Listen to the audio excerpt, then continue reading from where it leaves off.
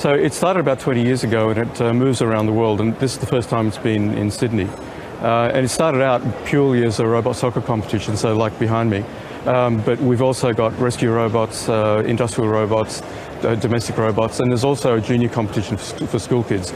So actually, counting the school kids, we have over 2,000 participants. The robots are completely autonomous. What you see in the game controller is just for kick-off and penalising the robots, but normally we would have 5 aside. Once the whistle blows, they're completely on their own, so there's nobody remotely controlling them at all. So there's a lot of work going into the design of the software to make these things intelligent. We have to have vision so they can see the ball, see the field, see the other opponents. They have to work as a team. They've got to control their motion so they're agile and can get around the ball. So there's a lot of work that goes into these things. So the teams spend months working on these things in advance and for years over time. So when we started, the first time we were in the competition was in 1999.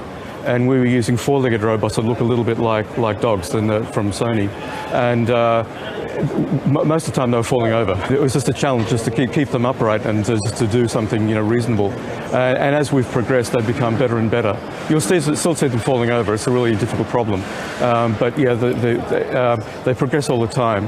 And one of the things that we do, because it's meant to be a scientific event, not just sort of for competition, is that when we do something good, at the end of the competition, we publish all of our code and explain to other teams what we're doing.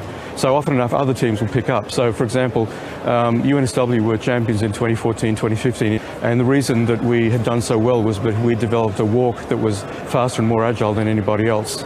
So then we published all the code for that. And then now a lot of the teams use our code. So in some ways we've given away our advantage, but that's the whole idea is to make the whole league progress, not just to sort of hoard the knowledge and keep it for ourselves.